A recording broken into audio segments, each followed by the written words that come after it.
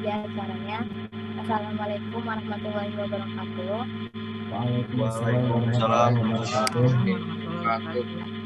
Selamat bergabung kepada para partisipan di acara HMTP Sharing ke-18 yang dengan tema How to Get Scholarship to Study Abroad.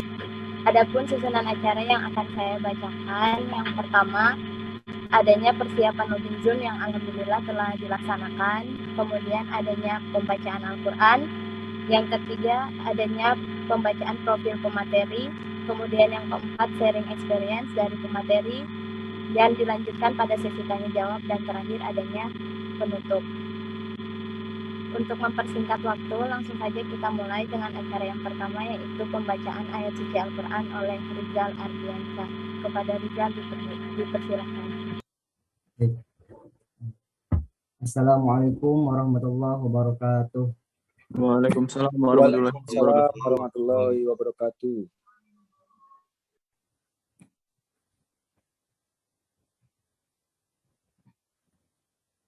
A'udzu billahi minasy syaithanir rajim.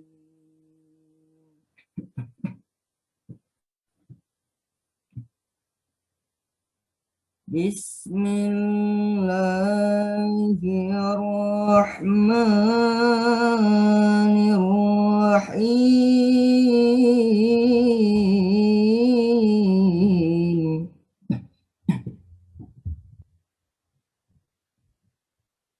Ma kana Muhammadun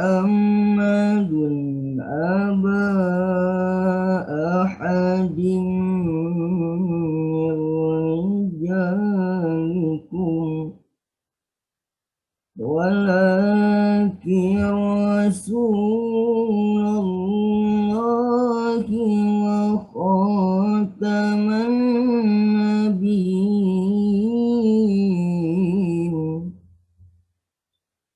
Ma kana Muhammadun aba ahadin min rijalikum walakin Rasulullahi wa khataman nabiyyin. Wa kana Allahu bikulli syai'in alima. Ya ayyuhallazina amanu dzkurullaha dzikran katsira.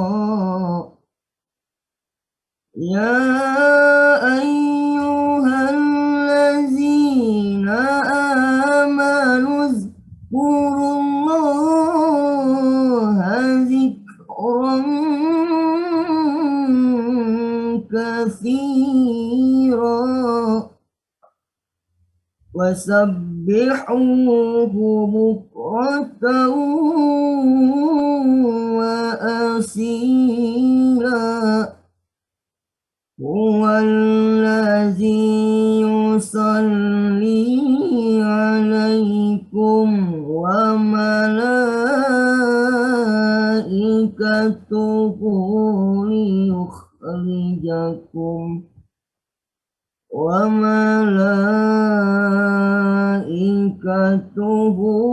liyukhrijakum minadh-dhulumati ilan nur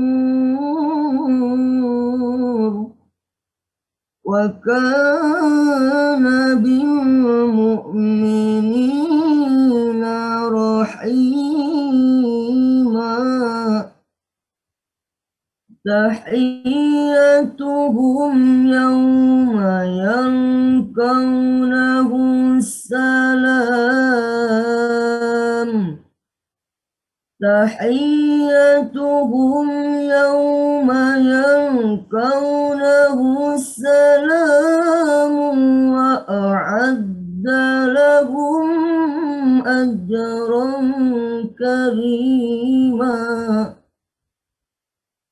يا أيها النبي إنا أرسلناك شاهدا يا أيها النبي إنا أرسلناك شاهدا ومبشرا ونذيرا وداعيا إلى الله بإذنه وسراجا منيرا.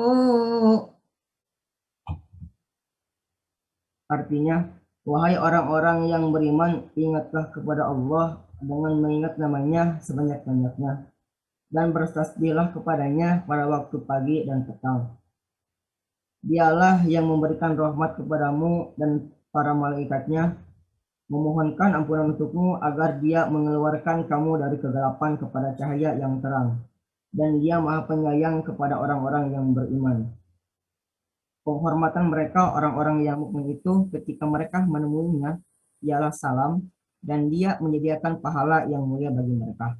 Wahai Nabi, sesungguhnya kami mengutusmu untuk menjadi saksi, pembawa kabar gembira dan pemberi peringatan, dan untuk menjadi penyeru kepada agama Allah dengan izinnya dan sebagai cahaya yang menerangi. Astagfirullahaladzim, maha benar Allah dengan segala firman-Nya. Terima kasih. Wassalamualaikum warahmatullahi wabarakatuh. Terima kasih Ija. Langsung saja kita masuk ke acara inti yang akan dipandu oleh moderator kita, yaitu dosen teknik pertambangan Unisba alumni Fisika Unpad angkatan 2004 kepada Bapak Nurfauzi Ismiarna SSI SPD MT. Dipersilahkan. Terima kasih kepada MC yaitu Saudara Desi Mahdi atas waktu dan tempatnya.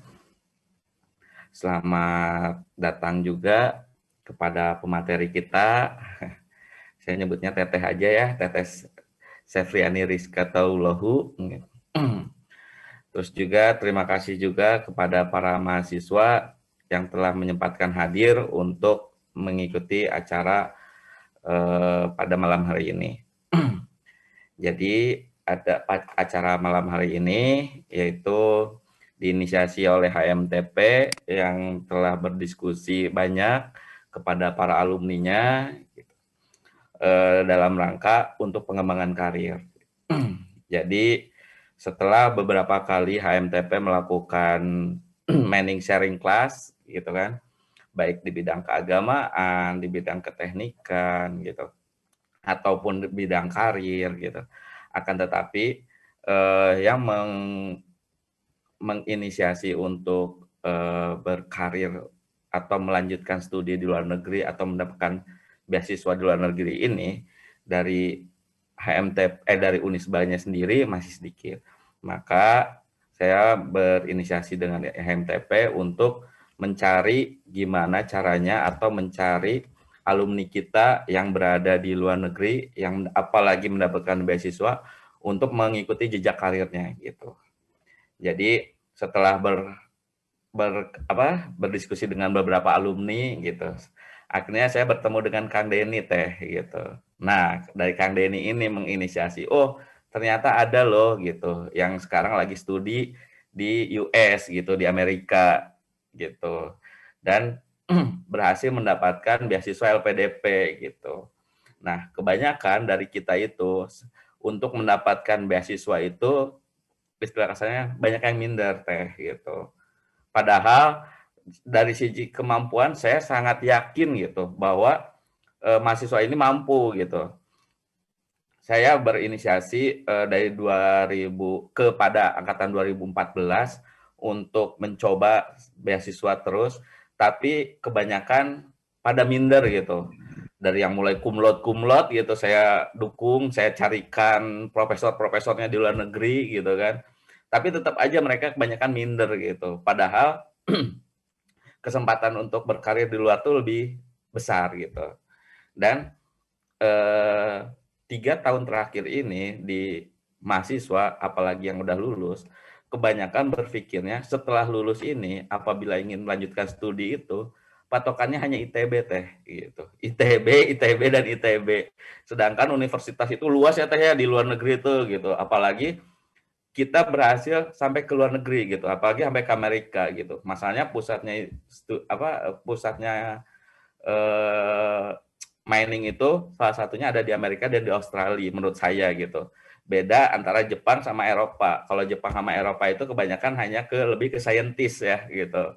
Nah, makanya dari itu saya sangat bersyukur sekali menemukan Teh Rizka dari Kang Denny gitu. Ada salam juga dari Kang Denny gitu. Nah, maka dengan adanya acara ini saya harapkan mahasiswa ada yang berminat untuk melanjutkan studi itu jangan ke ITB gitu. Melanjutkan studi itu bisa ke luar negeri gitu. Melanjutkan studi itu nggak usah bayar loh, bisa dengan scholarship yang ada gitu. Gitu. Malahan kalau dihitung itu, kalian udah lulus itu kerja dengan scholarship itu, malahan hasilnya lebih gede scholarship ya teh ya. Nah, itu dia gitu. Sekarang kalian kerja aja berapa, sedangkan scholarship aja berapa. Nah, mungkin nanti Rizka ini bakal menyampaikan gitu, apa aja yang ada, bagaimana caranya, bagaimana tata caranya gitu. Jadi perpikirannya, patokannya bahwa kita tuh tidak di bawah ITB gitu, tapi kita tuh bisa selevel atau di atas ITB. Sebenarnya itu gitu harapannya. Jadi jangan berpikir kita minder gitu. Nah, untuk mempersingkat waktu, saya akan membacakan sedikit biodata tentang Teh Rizka, ya kan. Teh Rizka ini bernama lengkap Sefriani Rizka Taulahu, ya kan. Pasti dari Maluku ya Teh ya, dari Indonesia Timur gitu. Betul, Pak. Saya tahunya Taulahu pemain bola aja, Teh. Musafri, Pak, Musafri. Musafri, ya gitu. Nah, Teh Rizka ini alumni kita, alumni Tambang Unisba, angkatan 2006, lulus Februari 2013, dosen walinya kebetulan Bu Yanti, ada salam dari Bu Yanti katanya gitu. Dan sekarang sedang melanjutkan S2 di Northeastern University Boston di USA gitu. Dari beasiswa LPDP ya Teh ya? Pak. Betul. Nah, pengalaman kerjanya udah banyak juga, ya kan? Sempat di Harita, di Kalimantan Barat, Greenland Resources, Ekonusa Kualifa Abadi, Batu Jaya Mandiri. Pasti dia beliau ini udah sangat expert gitu di bidang tambang. Dan yang lebih heran lagi, ternyata beliau guru tutor di kampung Inggris gitu. Pernah jadi berarti bahasa Inggrisnya Sambil belajar, lagi. Kalau ada yang mau menanyakan pakai bahasa Inggris, silakan nanti mahasiswanya semuanya, ya kan? Dan terafiliasi oleh Energy System Society, Mata Garuda LPDP, dan Indonesia Engineering Union. Nah, untuk mempersingkat waktu, kepada Teh Rizka, waktu dan tempat kami persilahkan. Kepada mahasiswa, apabila ada yang mau ditanyakan, bisa melalui chat, ataupun nanti ada sesinya. Teh Rizka, waktu dan tempat kami persilahkan. Iya. Bismillahirrahmanirrahim. Terima kasih Pak Nur atas kesempatannya dan adik-adik dari himpunan HMTP ya. Kebanggaan ini aktif sekali. Saya sering lihat acaranya banyak banget gitu. Rajin. Saya senang sekali ya bisa berada di tengah-tengah adik-adik semuanya gitu. Mendengarkan tadi pemaparan dari Pak Nur itu saya jadi flashback diri saya waktu berapa ya, 4 tahun yang lalu, 4 tahun 5 tahun yang lalu gitu. Saya juga ada di posisi minder, nggak pede, kayak gitu ya. Tapi akhirnya nyampe juga gitu. Jadi Pak, maaf ini nanti saya bisa screen share, bisa ada itunya nggak? Silahkan Des, di itu aja. Sudah Pak, boleh. Oh bisa ya. Iya. Ya, jadi nanti saya mau berbagi ya apa sih yang dulu saya lakukan gitu sampai bisa dapat beasiswa terus punya kesempatan untuk sekolah lagi. Betul sekali kata Pak Nur gitu ya. Jadi jangan ITB aja gitu. Sebenarnya mereka juga kita harus jadikan patokan gitu ya. Maksudnya mereka bisa juga, kita juga bisa gitu. Jadi apa sih kayak saya waktu dapat beasiswa itu pikiran saya, oh adik-adik aku banyak yang lebih hebat loh gitu. Jadi buat adik-adik semua tuh jangan berpikir bahwa orang yang dapat beasiswa tuh orang yang pinter-pinter banget gitu ya. Hanya bisa yang kumlot-kumlot. Oh enggak. Boleh tanya profil saya sama dosen-dosen di kampus, Rizka itu gimana dulunya? Biasa aja. Bukan barisan terdepan gitu ya, bukan orang bagian depan gitu. Jadi mungkin waktu saya dapat beasiswa juga orang pada kaget, anak itu gitu ya. Tapi mudah-mudahan bisa diambil pelajarannya ya. Ya, Bismillahirrahmanirrahim. Saya mohon izin ya, saya langsung aja share screen saya biar bisa dilihat sama adik-adik.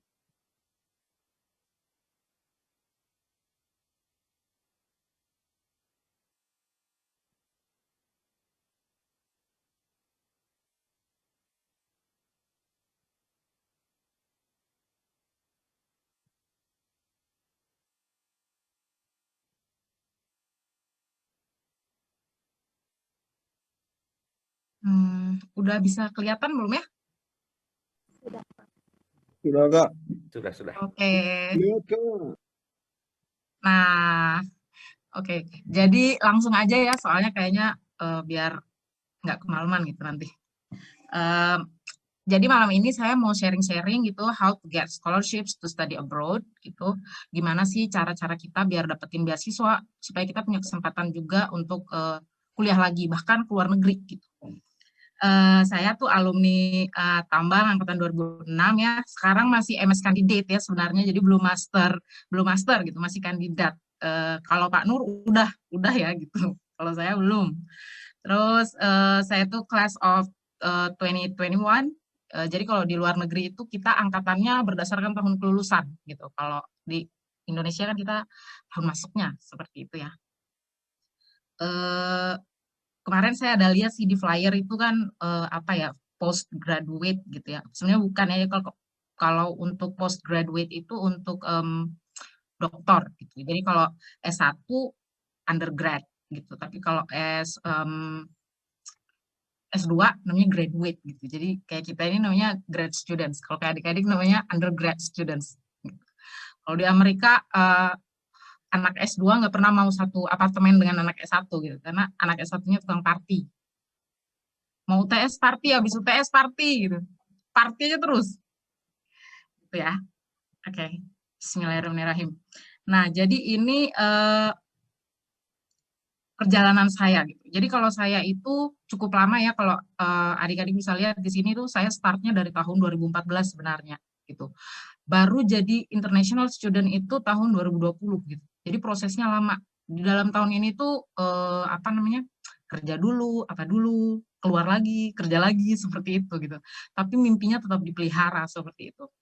Nah, dalam proses ini tuh saya tuh waktu itu karena apa ya, nggak cukup support, jadi kayak berjuangnya itu pelan-pelan gitu. Karena anak tambang kan jago bully gitu ya. Wah, ini mimpinya tinggi-tinggi dibullying nanti. Jadi walau ada aja yang mendukung gitu, tapi ada juga yang ngebully gitu. Jadi kita harus pinter-pinter jaga kesehatan mental. Jadi saya baru memutuskan untuk daftar beasiswa itu tahun 2014. Pertama kali dapat info tentang LPDP itu waktu itu saya di lab tambang, lagi nganggur. Terus ada brosurnya kan, dibawa ke dalam lab. Waktu itu lab tambang masih dibawa kedokteran sekarang. Terus pergi ke situ gitu, terus nemuin pas baca halaman depannya, oh ini kayaknya buat orang pintar-pintar aja nih. Kayaknya bukan aku gitu. Tapi terus saya buang. Udah dibuang ke tong sampah di depan. Besoknya saya ke situ lagi, ya ada lagi, siapa yang mau sih? Kayak gitu. Terus sampai 3 kali itu kayak gitu. Terus pas dibaca yang lembaran terakhir, kayaknya aku qualified deh. Kayaknya orang yang mereka cari adalah aku gitu. Padahal itu LPDP udah buka udah sekitar 5 tahun mungkin. Kita baru tahunya tahun itu. Terus saya pulang ke rumah dan bertanya sama diri sendiri. Kamu mau kerja lagi atau mau sekolah gitu? Karena challenge-nya akan beda gitu. Kalau mau kerja, kerja. Kalau mau sekolah, kita harus fokus. Harus pilih dulu salah satu. Seperti itu. Berikutnya tahun 2015, karena saya udah memutuskan, oke, saya mau sekolah. 2015, saya kursus bahasa Inggris dulu. Jadi dulu waktu kuliah S1 itu nggak pernah punya uang ya, gitu, miskin aja. Pas libur mau pergi kursus harus KP, libur lagi harus TA. Jadi kayak nggak ada waktu gitu. Begitu udah kerja punya uang gitu, tapi udah nggak ada lagi waktunya gitu. Jadi waktu itu saya sempat resign dari tempat kerja hanya untuk pergi kursus. Terus 2016 saya baru mulai kursusnya itu waktu itu cuma 3 bulan. 2016 mulai cari beasiswa gitu. Saya sempat daftar ke ITB dan saya sudah dapat unconditional LOE dari ITB waktu itu tahun 2016. Tapi waktu itu rencananya mau ini nyari beasiswa dari Ambon, dari pemerintah kota. Karena waktu itu ada sekitar 50 slot. Tapi karena bukan anak bos, jadi nggak bisa dapet gitu. Udah full book semua sama anak bos-bos. Jadi ya udah akhirnya ditinggalin itu. Padahal waktu itu dari Pak Dono udah sempat mau dibantu. Saya telepon ya, direkturnya gitu, direktur S2-nya. Nggak usah Pak, gitu. Ampun Pak, tapi daftar sendiri lolos gitu ya. Cuman akhirnya nggak jadi diambil karena itu, beasiswanya tidak dapat. Berikutnya saya waktu itu tahun yang sama saya daftar juga LPDP, tapi untuk tujuan New Zealand. Gagal. Gagalnya di persyaratan administrasi. Jadi nanti next time kalau adik-adik mau daftar itu perhatikan baik-baik ya. Agak memalukan gitu, karena biasanya orang nggak lulus itu di wawancara gitu. Ini masih administrasi udah nggak lolos gitu. Terus tahun berikutnya saya coba lagi daftar waktu itu persiapan untuk AAS. Jadi kayak tebar jaring sebanyak mungkin gitu. Karena kita nggak tahu kita akan lolos di mana. Jadi harus punya backup plan terus. Terus tapi nggak sempat daftar karena waktu itu LPDP buka, ada program baru. Terus daftarlah, lulus gitu. Tapi lulus tahun 2017 belum langsung jadi berangkat gitu. Baru 3 tahun lagi gitu, 2 tahun kemudian baru bisa berangkat. Karena dari LPDP ada prosedur yang harus dilewati juga. Terus 2018 itu isinya semua tentang persiapan keberangkatan. Pengayaan bahasa, jadi dapat dari LPDP seperti itu ya. Terus persiapan keberangkatan, terus tes IELTS. IELTS itu untuk bahasanya, bahasa kayak TOEFL gitu tapi buat keluar negerinya. Sama GRE. Tes GRE ini untuk khusus Amerika. Jadi kalau mau masuk Amerika tuh ada tes GRE, di Indonesia mungkin sejenis TPA, tapi kayak yang susah banget gitu. Udah dapat 2019 baru mulai cari kampus. Jadi cari beasiswa sama cari kampus itu 2 hal yang berbeda gitu, 2 mata koin yang berbeda gitu. Baru nyari kampus. Sambil nyari kampus itu saya ngajar juga IELTS di Pare di kampung Inggris ya. Karena di sana itu kan environment-nya mendukung begitu. Banyak sekali scholarship hunters. Jadi kita bisa saling tukar pikiran, bisa saling kayak gitu, bisa saling menguatkan dan lain-lain. Sambil daftar kampus, terus saya sempat melakukan perpindahan kampus. Jadi dulunya nggak mau masuk di Northeastern, itu detik-detik terakhir baru pindah gitu. Terus vaksinasi, kalau mau masuk US tuh harus vaksin dulu gitu ya, lumayan 3 juta nih habisnya. Baru ngurus visa. Tahun 2020 baru jadi international student. Itu apa tuh mark-marknya setelah drama 5 kali resign, 2 kali failure, 4 kali tes TOEFL ITP, 2 kali tes IELTS kayak gitu. Jadi kurang lebih nanti kalau saya harapannya sih adik-adik itu ada yang mau meneruskan ya, dan harus gitu karena kita bisa. Sebenarnya apa yang saya lakukan ini cuma mau membuktikan paling enggak kepada diri sendiri bahwa anak Unisba juga bisa kok. Masa anak ITB terus yang keluar negeri gitu. Anak Unisba juga bisa gitu. Apalagi yang kumlot ya. Saya yang gini aja bisa gitu. Pikiran saya seperti itu ya. Oke. Next, karena udah memutuskan itu, dulu waktu 2014 itu hal yang pertama saya lakukan adalah collecting information gitu. Jadi dari Facebook, orang-orang yang lulus beasiswa itu dulu LPDP masih merilis siapa yang lulus gitu ya. Jadi bisa saya add satu-satu. Terus inbox lah sama mereka gitu. Jadi kayak gitu, tapi diam-diam gitu kan. Paling kalau nggak dibales kan nggak ada yang tahu gitu ya. Nonton YouTube segala macam. Tapi itu dilakukan pelan-pelan. Intinya ngumpulin informasi. Informasi berikutnya yang saya kumpulkan adalah available scholarships around the world itu apa aja gitu. Jadi kita nggak bisa, waktu itu kan memang LPDP itu booming banget gitu ya. Dia tuh kayak the most prestigious scholarships di Indonesia gitu, tapi kayak kita harus punya rencana lain gitu. Kayak saya waktu itu juga mempersiapkan untuk AAS seperti itu, NZAS ke New Zealand gitu dan lain-lainnya. Ada yang ke Inggris, ada yang ke apa gitu. Udah dicek informasinya. Ini ada yang ke Jerman, ini shifting ke Inggris. Kalau USAID ke Amerika, Fulbright ini Amerika juga paling bergengsinya, masuknya paling susah, tapi bisa kok. Ke GSP Korea nih, kalau ini UST Korea juga, ini cukup bagus gitu untuk engineering, bagus nih. Kalau duitnya dia juga enak. KAIS Korea juga.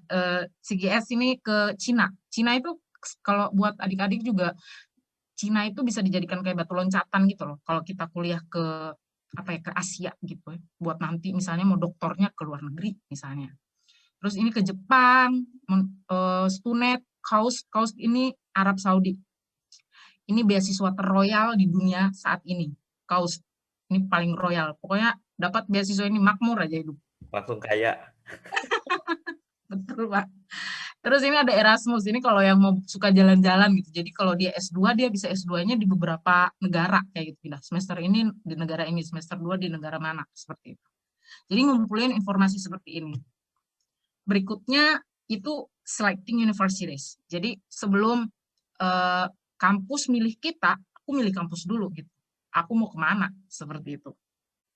Nah, itu kita bisa pilih berdasarkan misalnya lokasi kayak gitu. Kayak aku orang kampung kan dari Ambon gitu, emangnya ke sana ke kampung lagi gitu kan, yang agak kota dikit gitu. Jadi lokasi itu menentukan juga gitu.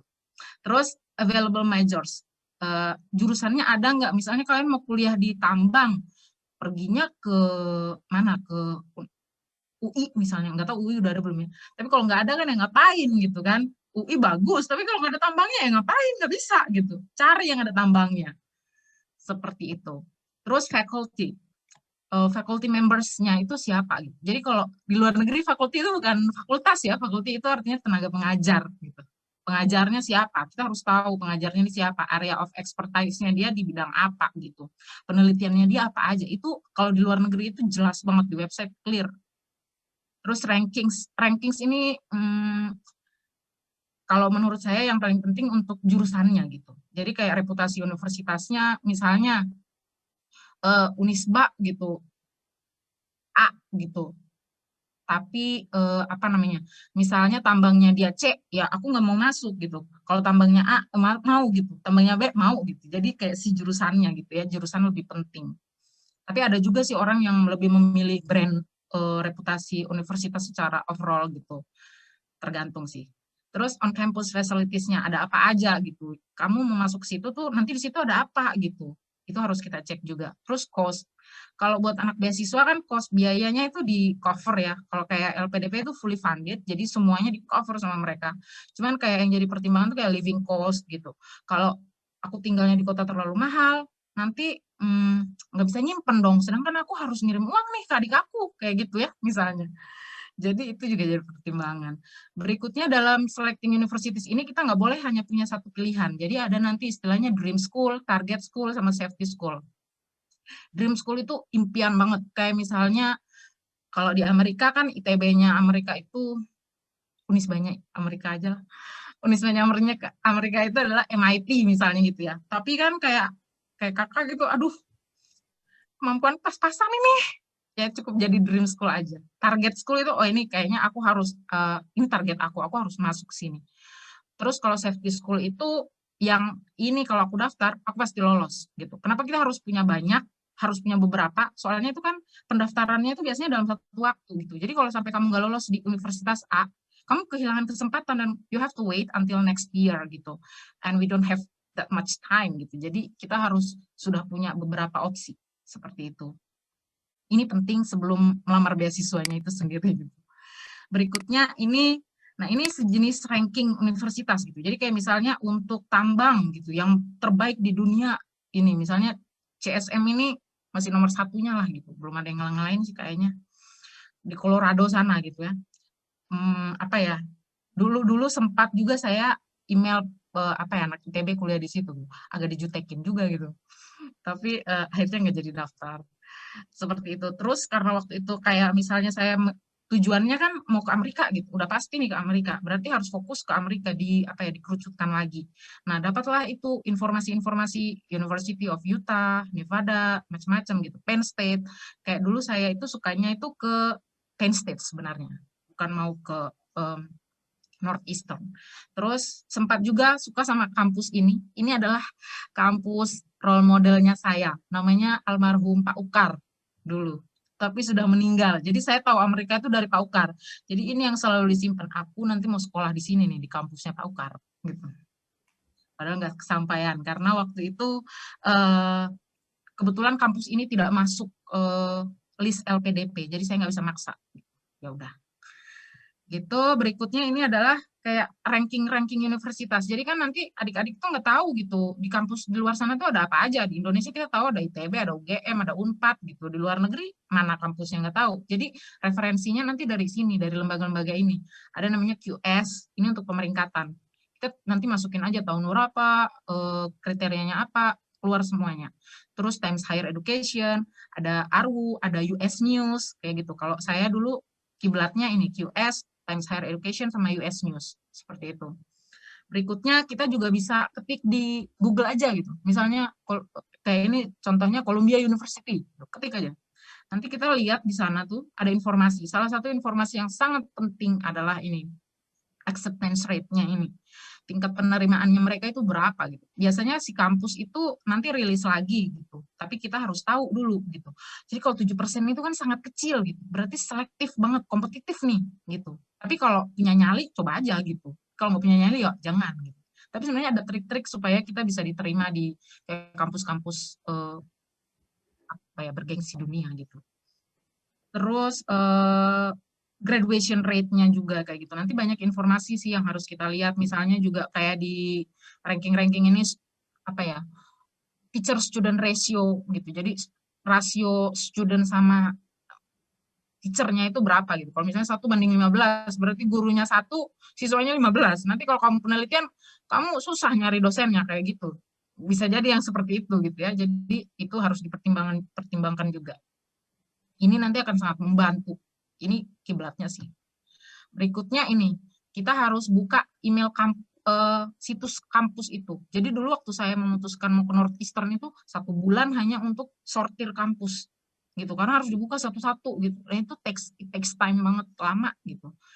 Kita lihat deadline-nya kapan, requirement-nya apa gitu. Tapi requirement itu mostly sama saja gitu. Yang paling krusial itu menurut aku bahasa gitu, karena kalau bahasa itu nggak bisa ditawar gitu. Jadi kalau misalnya dia minta IELTS 6,5 ya harus 6,5. Beruntungnya untuk kita teknik itu nggak terlalu tinggi, kayak anak hukum, anak ekonomi mintanya 7, susah gitu. Tapi kalau anak teknik 6,5 aja, 6,5 itu gampang. Itu gampang banget buat anak teknik, karena anak teknik nggak terlalu banyak cincong-cincong kayak anak hukum seperti itu atau anak ekonomi gitu. Terus ini ada satu hal yang penting di sini tuh, fee waiver gitu. Jadi kan kalau di sana daftar kampus itu berbayar $60-70, lumayan 1 juta. Itu baru daftar 1 kampus. Kalau kita daftar 5, gimana? Dan belum tentu keterima kan? Jadi sebisa mungkin kita nyari tuh fee waiver. Nih, fee waiver ini bisa didapatkan misalnya dengan mengikuti eventnya dia. Jadi kalau kayak di sini misalnya nih di kampusku lagi ada untuk merayakan National Engineers Week, dia ada promo. Nah itu bisa dipantau atau ikut eventnya dia. Saya ada event mau bikin ini, seminar ini, hadiri gitu. Biasanya orang yang hadir nanti dapat kode wave-nya itu. Seperti itu, supaya gratis. Ada juga sih kampus-kampus yang gratis. Dulu saya salah satunya safety schools-nya itu yang cari yang gratis gitu. Karena, aduh, mahal juga ya gitu ya. Jadi, nah, di website-nya itu harus dibuka satu-satu. Kalian harus lihat akademik kalendarnya, school-nya, financial aid-nya apa, departemennya apa aja. Pokoknya harus diubek seperti itu. Terus kalau udah dapat informasi scholarship sama dengan kampusnya secara pribadi nih, kita belum kemana-mana, itu baru sendiri gitu kan.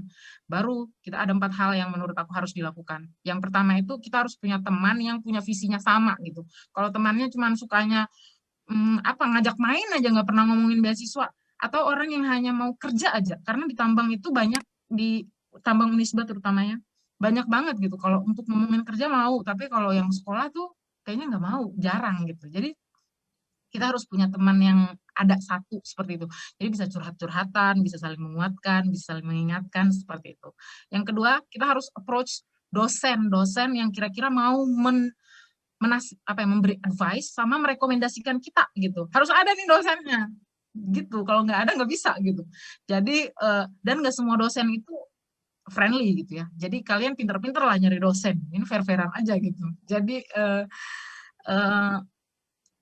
karena mereka nanti akan buat rekomendasi buat kita gitu ya. Jadi baik-baiklah sama dosen-dosen gitu ya. Gitu. Terus yang ketiga yaitu kita harus menjelaskan passion kita sama keluarga tuh baik-baik gitu. Karena nggak semua orang mau anaknya keluar negeri ya. Teman saya pernah lolos Fulbright ke Amerika. Tapi karena ibunya orang desa banget yang pikirnya Amerika waktu itu lagi zaman Donald Trump gitu. Jadi, aduh Donald Trump heboh aja apa. Akhirnya dilepas itu beasiswa paling bergengsi sedunia itu. Coba. Satu lagi, lolos ke Jepang gitu. LPDP ke Jepang. Orang tuanya sama. Ora usah le, di sini aja le. Akhirnya pindah dia ke UI gitu. Ya jadi kayak ibu saya juga ya. Kalau di rumah saya itu bapak saya itu mendukung gitu. Oh iya nak, pergilah nak. Kalau ibu saya, apa sih sekolah lagi nanti bayar lagi dong. Aduh, enggak mah ini gratis. Jadi kayak harus dijelaskan. Terus udah dapat beasiswa kok nggak berangkat lama banget. Aduh mah ini proses gitu. Jadi harus dijelaskan gitu ya. Berikutnya tuh you have to find potential mentor for you. Jadi mereka tuh bisa nanti membantu kita gitu. Karena banyak hal yang akan kita akan banyak pusing di tengah jalan nanti. Jadi kalau ada kita punya mentor bagus gitu. Lebih bagus. Mentornya bisa dosen itu sendiri gitu, bisa teman. Kalau dulu saya malah anaknya lebih muda dari saya gitu, tapi berpengalaman, sudah punya pengalaman, tidak apa-apa.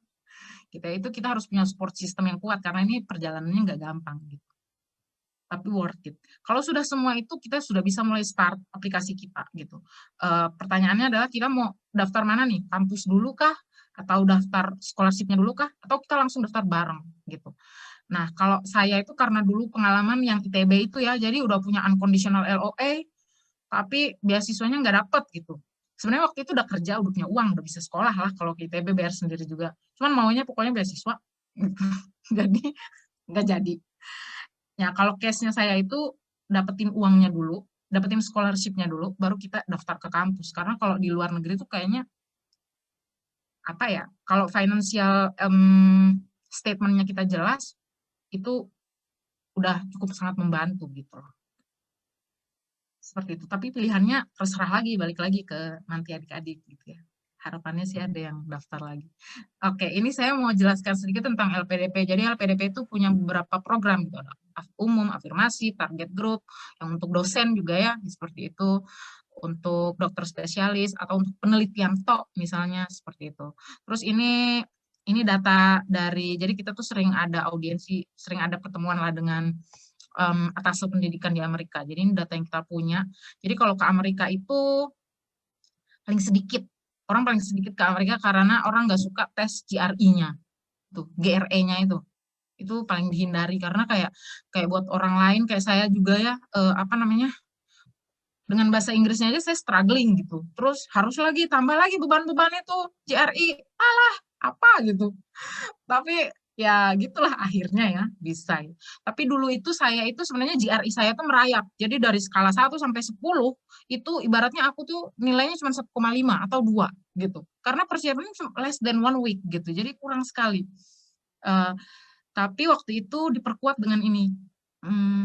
Jadi saya mempertonjolkan pengalaman kerja gitu. Jadi saya adalah bla bla bla dan bla bla bla, saya dari sini begitulah gitu ya. Jadi yang dijual apanya seperti itu.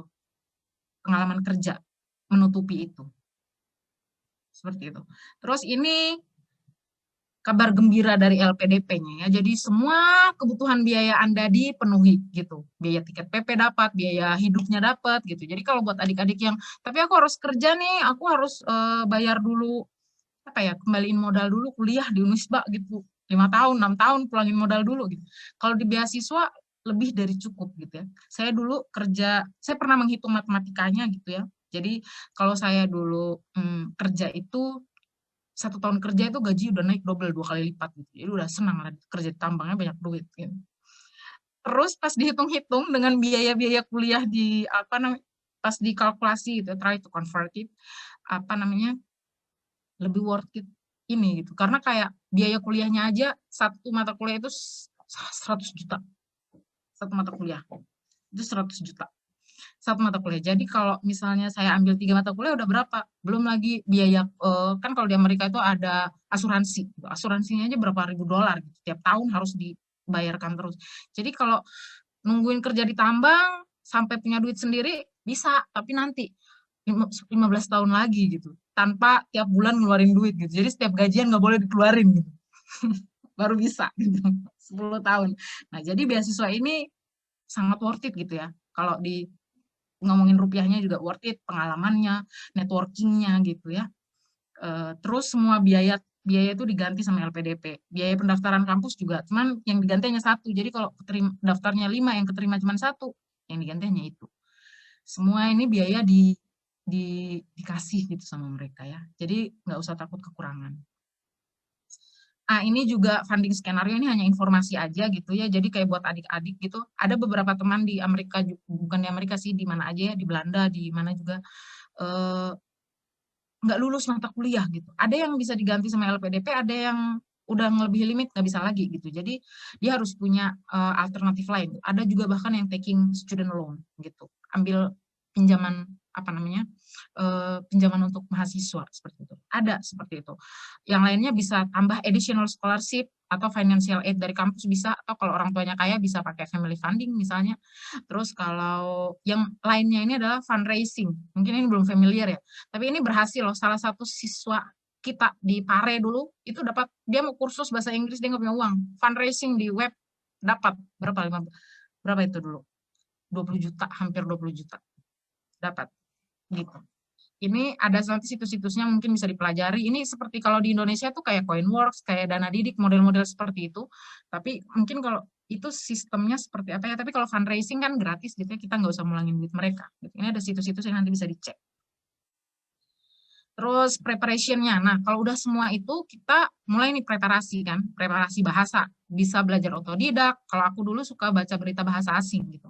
Karena sebenarnya bisa bahasa Inggris tuh, tapi dikit-dikit lah gitu. Bahasa Inggrisnya tuh nggak yang pinter-pinter banget. Terus nonton film juga nggak terlalu suka gitu, tapi ya nonton aja sekali-kali. Terus kursus ini penting, karena dulu aku pikir, aku bisa bahasa Inggris, ternyata nggak segitunya bisa gitu. Jadi kalau kita kursus itu bedanya adalah, kalau bisa bahasa Inggris itu mungkin istilahnya bahasa Inggris hore-hore gitu. Tapi kalau di kursus itu diajarin strategi teknik ya, tekniknya untuk apa ya, menjawab soal kayak gitu kan, itu ada strukturnya. Nah, itu dipelajarinya di sana gitu.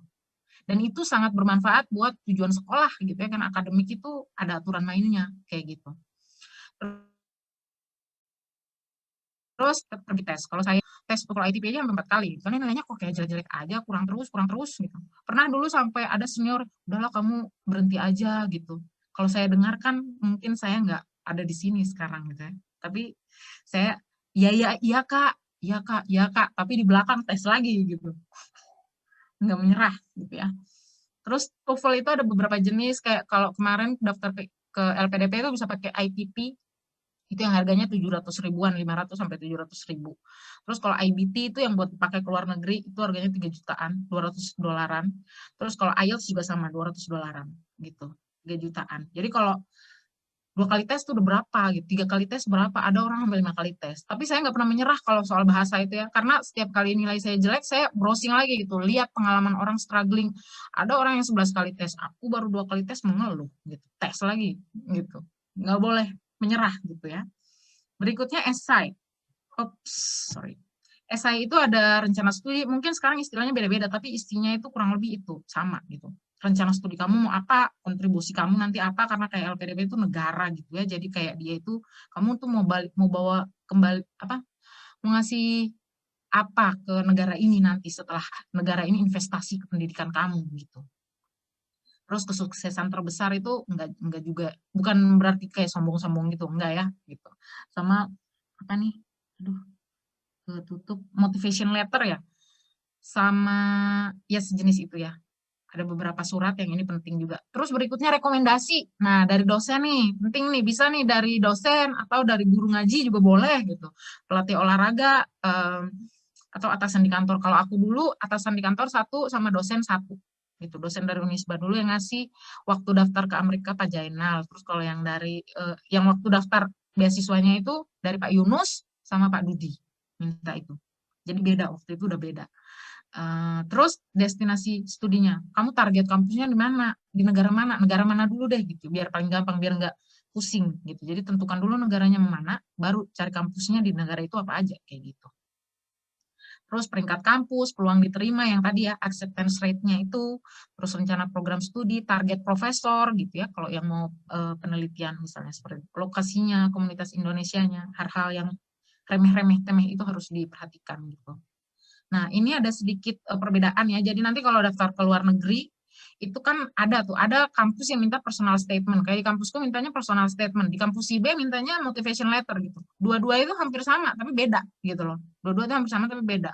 Kalau personal statement itu, it's more about us gitu. Jadi semua tentang, apa ya, apa tuh namanya ya, achievement kita yang kita highlight kayak gitu. Tapi semuanya tentang kita kayak gitu. Terus kalau motivation letter itu lebih kepada sekolah itu, kenapa kamu mau sekolah di situ, sekolah kenapa gitu, karena nanti sekolah ini bisa ini ke karir saya, punya ini, dia punya jaringan ini, ya seperti itu ya, how it can help your future career.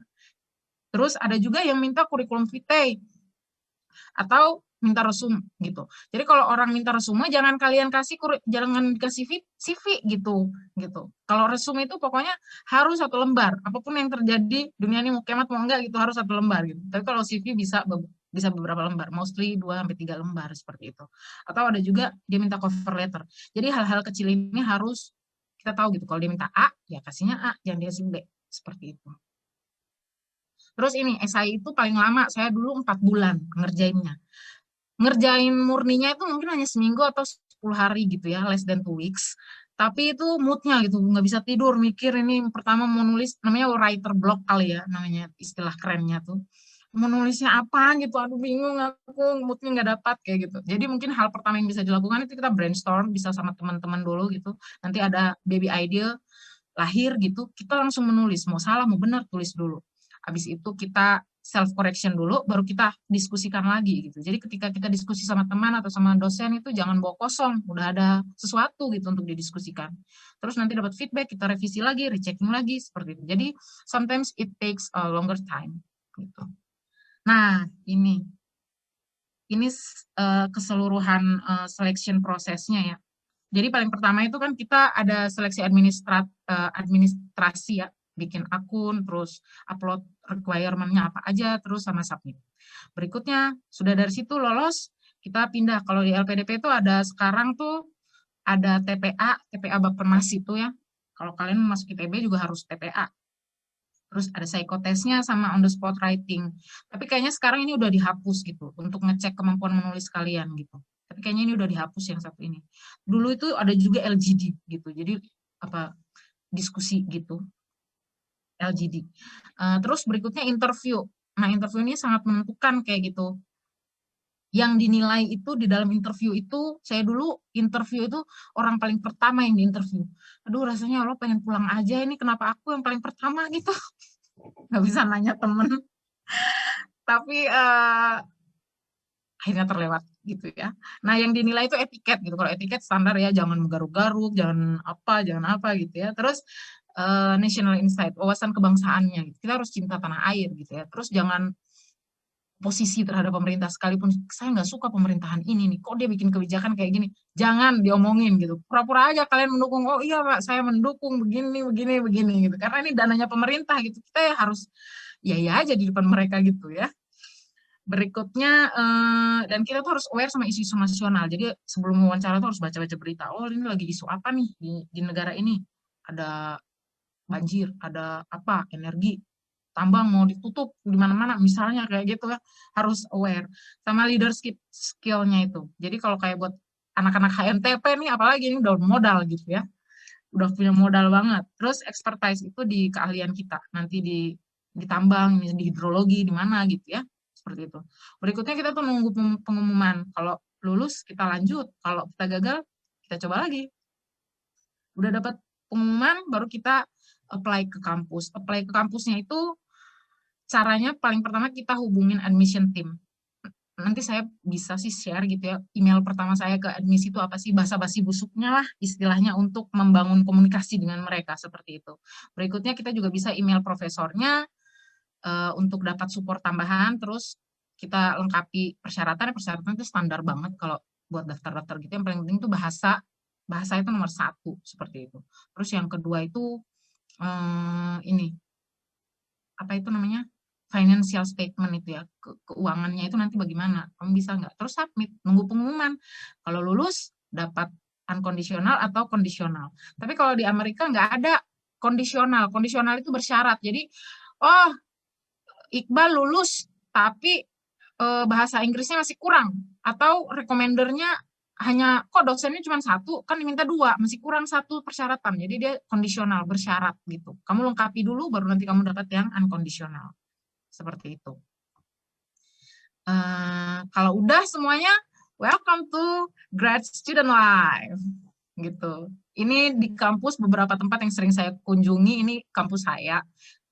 Ini perpustakaan, terus sama kelas. Sama satu ini gedung buat penelitian, buat apa ya, kita namanya ISEC Center. Seperti itu. Ini kelas-kelas kalau di luar modelnya seperti ini.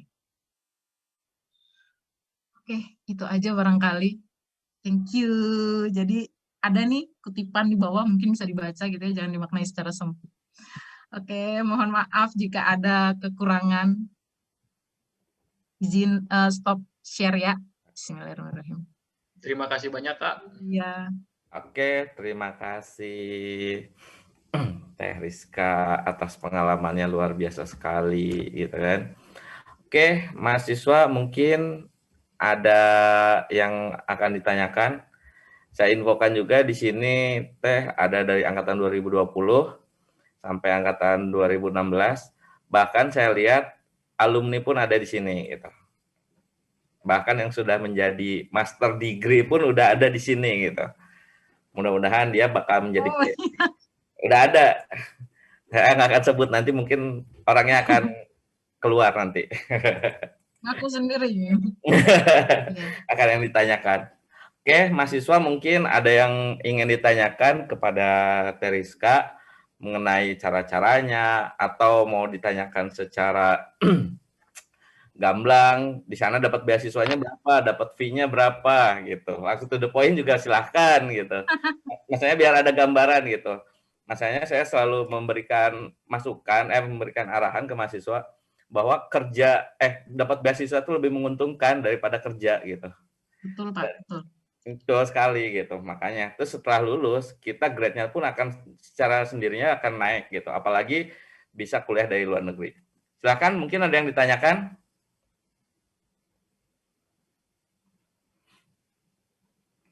Assalamualaikum Pak Fauji, mohon izin bertanya Pak. Siapa ini? Daud Pak, 2012. Nah, ini alumni Bu, udah MT dia Bu. Oh iya, Pak MT, saya masih belum. Silakan Us. Ya, maaf Pak sebelumnya nggak bisa munculin gambar Pak. Aman Us. Kak Rizka, sebenarnya ada beberapa yang mau saya tanyakan Kak. Mau cukup banyak sih. Karena sebelumnya dulu saya punya cita-cita juga untuk lanjut S2 di luar Kak. Cuman nggak jadi di ITB lagi gitu lanjutnya.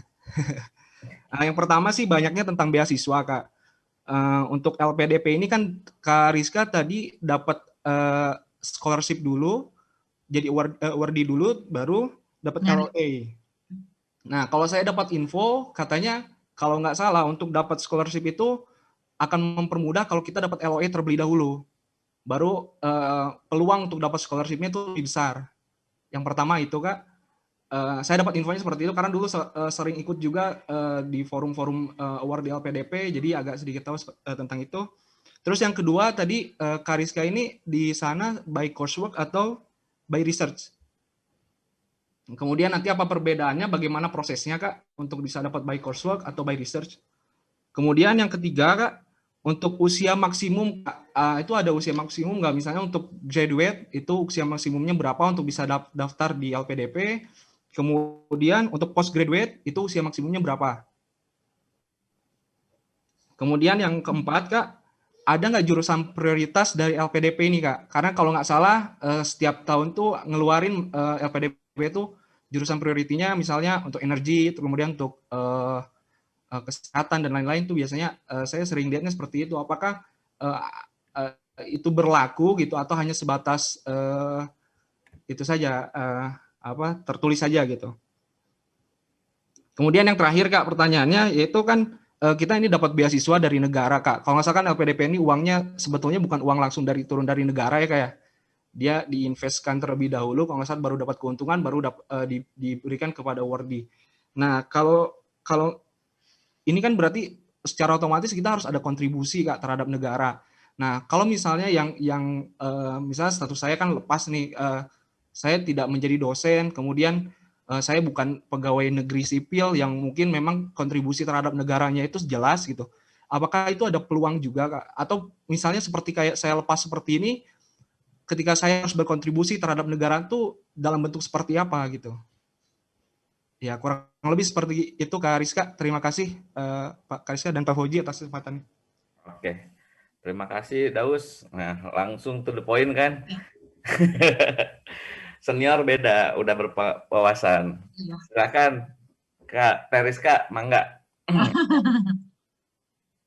Oh, langsung dijawab ya? Ya. Langsung saja. Saya mau jawab dulu ya. LOA itu atau apa tuh tadi surat pernyataan yang menyatakan bahwa kita diterima itu kita dapat LOA dulu atau beasiswa dulu. Itu kalau menurut saya itu hanya apa ya?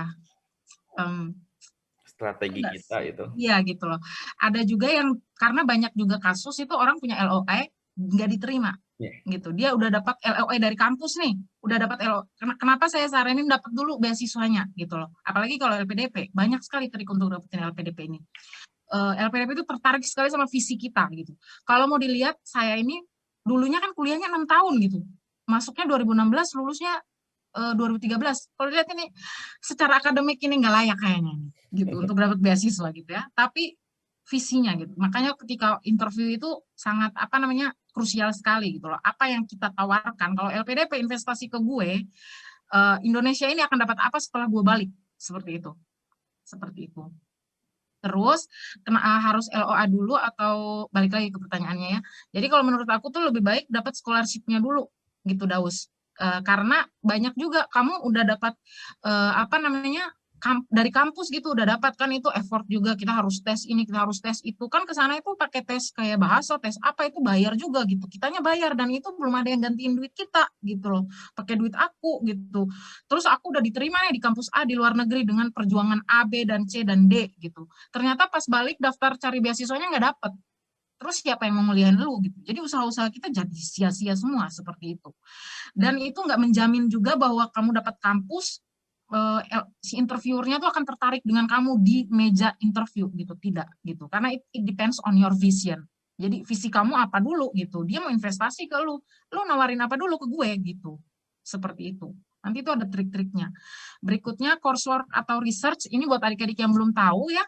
Jadi kalau di luar negeri itu ada istilahnya magister by coursework atau magister by research gitu. Jadi kalau yang coursework itu dia hanya kuliah aja gitu.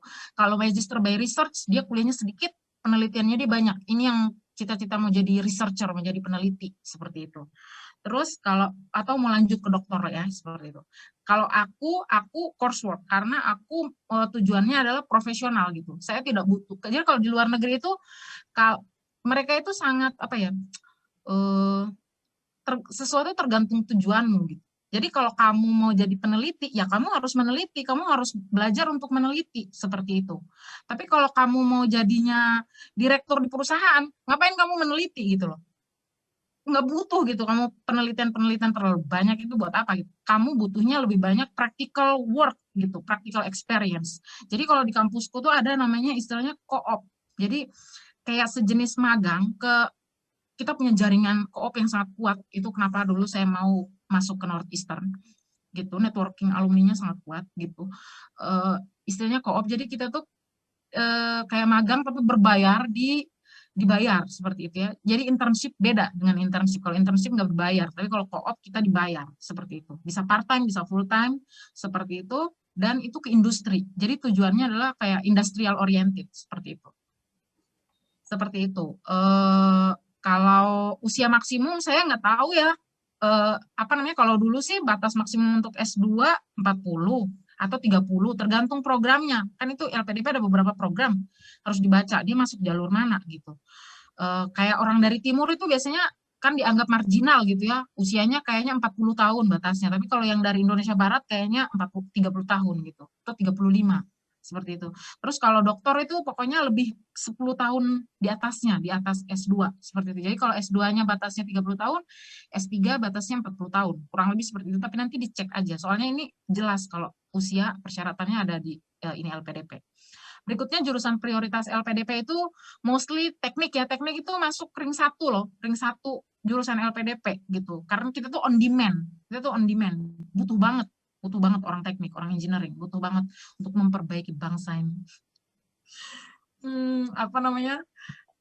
Kalau soal jurusan saya terakhir itu taunya itu relevansinya adalah ketika dia bikin jurusan A jadi prioritas, mereka udah ngeset sendiri. Jurusan A hanya bisa kuliah kalau mau di negara ini, hanya bisa di kampus ini. Kalau dulu di zaman aku masih bebas, masih bisa kemana aja. Yang penting ada di dalam list daftar keseluruhan kampus itu. Kalau sekarang udah ditentukan. Misalnya kayak mau ke Australia, kalau jurusan tambang, you have no other option but to go to Curtin University. Jadi kalian harus pergi ke Curtin gitu. Itu sudah. Tapi jangan khawatir, Curtin itu nomor 2, masih di bawah CSM 1 kali gitu. Jadi bagus gitu ya. Jadi udah berdasarkan survei LPDP juga yang ibaratnya yang terbaik dari LPDP. Berikutnya kayak Daus ini saya paham banget, ini galau nih ya, merasa tidak punya prestasi gitu.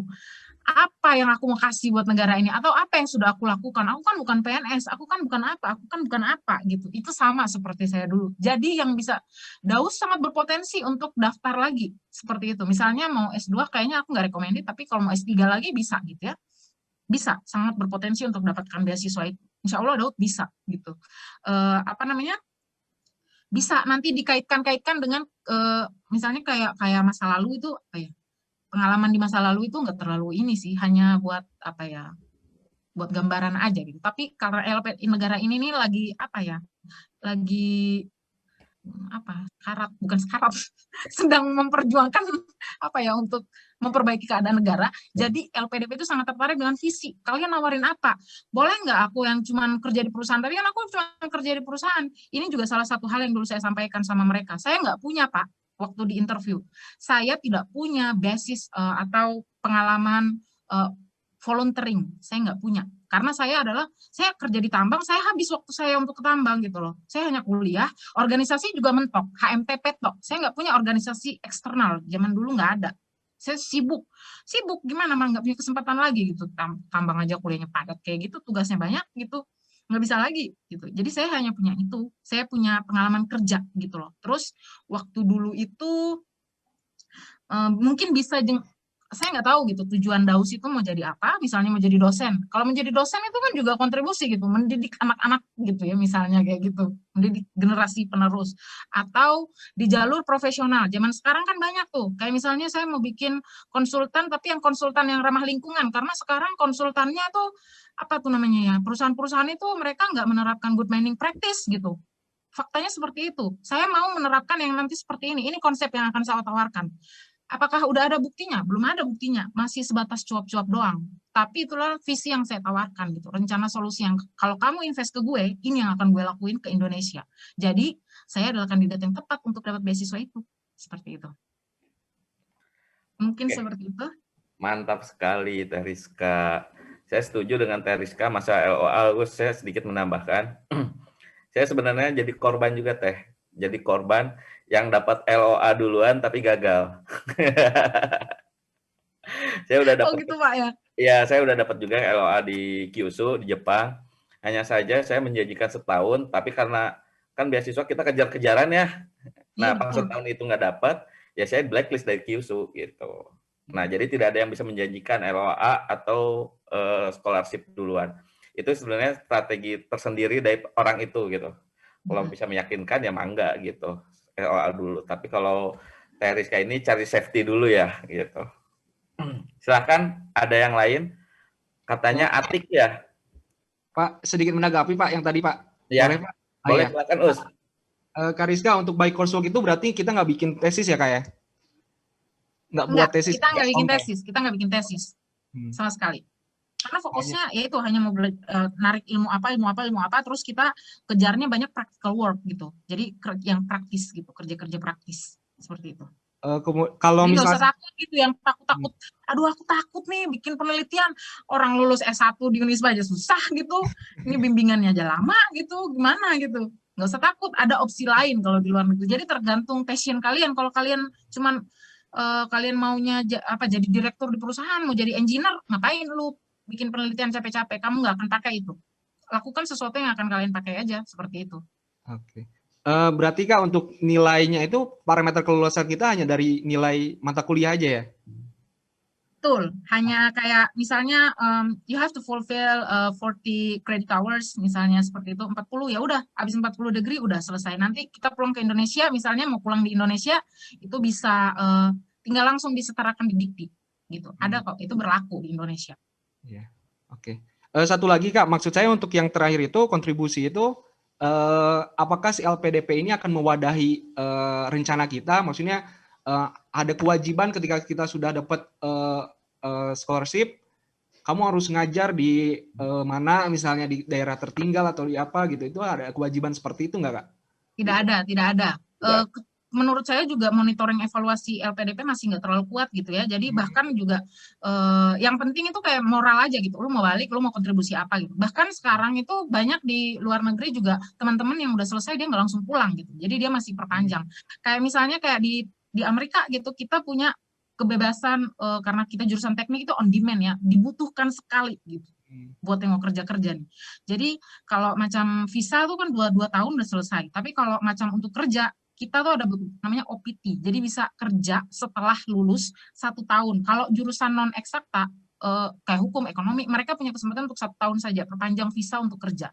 Tapi kalau kita teknik, kita bisa diperpanjang jadi 2 tahun seperti itu. Terus kalau misalnya orang perusahaannya suka dengan kalian atau kalian approaching-nya bagus, kalian bisa dipertahankan tuh, bisa dipromosikan untuk dapat visa permanen, misalnya untuk yang mau tinggal di sana gitu. Terus kontribusinya nanti ke Indonesia gimana dong? Ya kan macam-macam kontribusi itu. Ada yang bisa dia bangun yayasan di mana orangnya di mana nyari duit gitu. Dia punya tim yang bekerja di Indonesia gitu, kerjasama misalnya. Dia hanya kontribusi lewat uang, bisa jadi itu kan kontribusi kamu juga, seperti itu. Macam-macam kontribusi itu. Jadi Tapi nggak ada kewajiban, itu hanya kalian aja. Jadi rencana kontribusi itu nggak akan ditagih sama LPDP ya Kak ya? Banyak juga yang kabur, maksudnya ketika kita udah keluar, terus nggak balik lagi gitu, udah aja kerja di luar, tinggal di sana, banyak yang kayak gitu Kak? Ada juga, tapi kan yang kemarin dengar nggak kasus Veronica Koman? Nah, gara-gara itu beliau lah, jadi sekarang agak perketat. Iya. Tapi boleh kok, kita masih bisa. Kita bisa kerja. Lulus itu bisa kerja dulu. Bahkan itu kalau menurut saya direkomendasikan ya, kalian harus mencicipi juga pengalaman kerja di luar negeri gitu, biar tahu, punya kaya pengalamannya. Terima kasih Kak Rizka atas jawabannya. Oke, ada lagi tadi katanya Kak siapa, Atik ya? Iya, betul. Oh, silahkan Atik. Wah, Atik, salam dari Kang Eli. Halo. I miss you, Kak Rizka, ya ampun. Waduh, ini siapa ini? Kenalan dulu, adik-adik kelasnya yang bingung itu. Saya alumni Unisba angkatan 2010. Iya. Kak Rizka, ya ampun, sukses ya sekarang. On the way, amin. Yang pengen aku tanyain sih Kak, sebenarnya kalau misalnya seperti Kakak ya, banyak sedikitnya dulu aku pernah lihat sih perjuangan Kakak waktu nyoba yang Kakak cerita ke aku. Ada kok dari program pemerintah daerah gitu yang sekian slot nanti akan dibantu untuk beasiswa di luar negeri itu. Sempat ngikutin perjalanan Kakak, cuman nggak banyak karena aku juga sibuk kuliah dulu. Nah, aku tuh di sini pengen nanya, gimana sih motivasi apa sih yang mendasari Kakak pengen banget gitu ngejar untuk S2 di luar negeri? Soalnya gimana ya, kayak aku nih pengen sebenarnya S2 di luar negeri tapi masih 50-50, masih banyak pertimbangan ini, pertimbangan itu. Nah, yang menguatkan Kakak terus sampai yang akhirnya goals tertinggi Kakak itu dari ikut S2 di luar negeri itu itu tuh apa sih Kak sebenarnya? Gitu. Siapa tahu bisa memotivasi adik-adik yang lain, khususnya diriku yang masih setengah-setengah ini. Gitu aja Kak. Iya, saya jawab ya Pak. Oh, langsung aja, Bu. Langsung Oh aja. iya.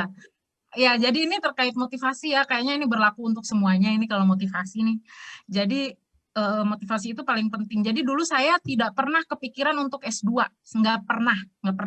Tidak pernah. Jadi kalau dengan adanya pertemuan kita hari ini, saya harapkan supaya adik-adik itu bisa lebih bisa preparasi lebih awal. Kalau aku dulu terbilang sudah cukup telat persiapannya gitu. Karena taunya aja udah pas sudah kerja, udah lulus waktu itu, udah setahun kerja. Jadi agak telat dikit gitu.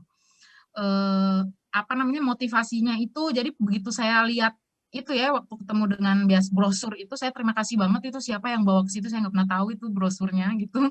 Tapi waktu pertama kali lihat itu baru mulai sadar gitu loh, karena kan saya tahu saya bukan orang yang bukan di barisan depan, bukan bisa ditanyain nanti di kampus gitu, biasa aja gitu, orang yang mediocre, biasa saja.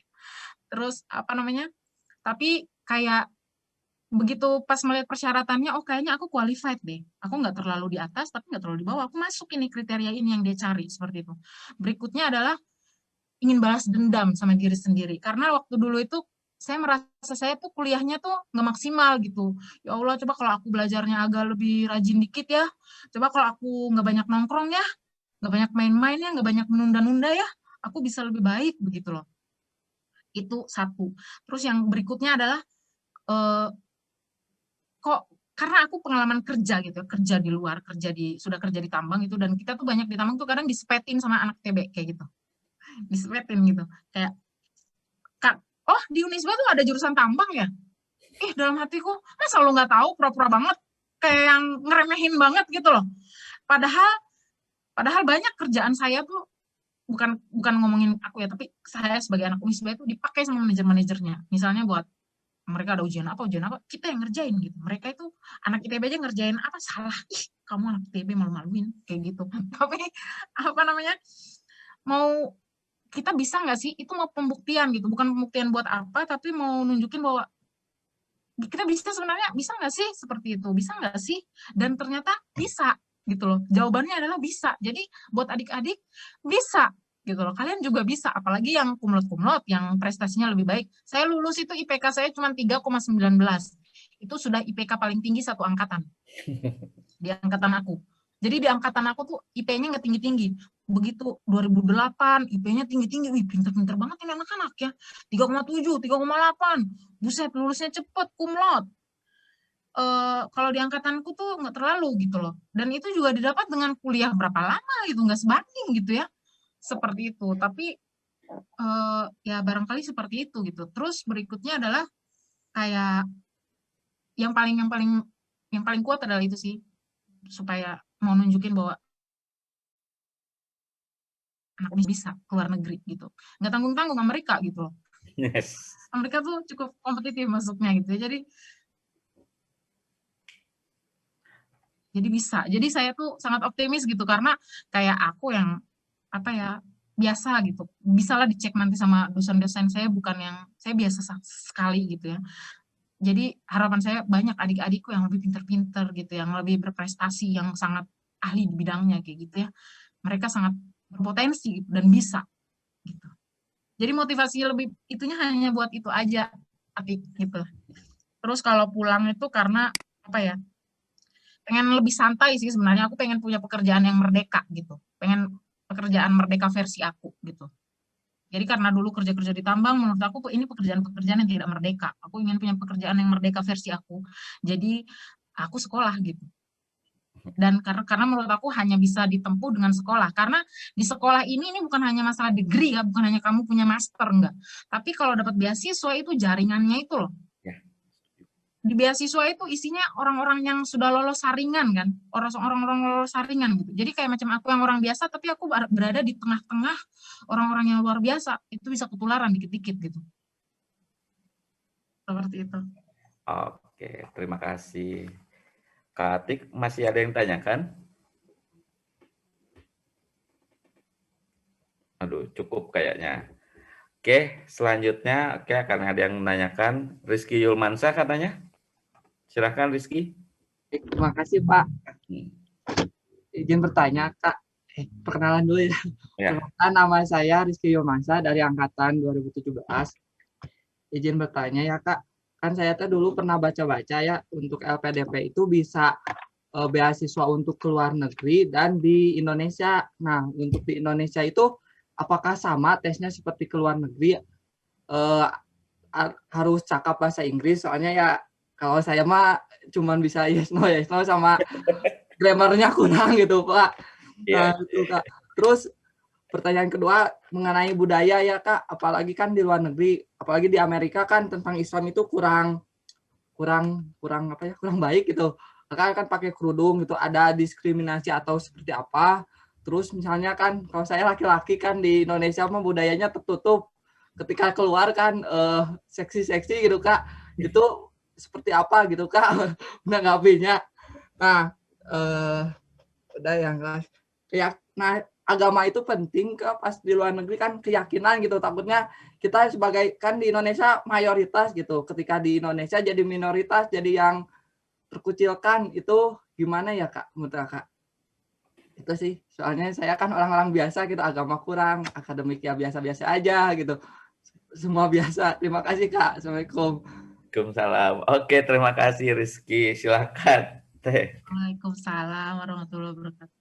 Mau saya tadi hampir lupa dicatat pertanyaannya. Yang pertama itu tadi nanya tentang yang di Indonesia. Oh, yang di Indonesia. Prosedurnya sama, tapi interviewnya nggak pakai bahasa Inggris. Biasa aja bahasa Indonesia. Kalau dulu pengalaman saya yang ke luar negeri juga bahkan ada yang ditanyain bahasa Indonesia, tergantung mood-moodnya si bapak interviewernya aja gitu.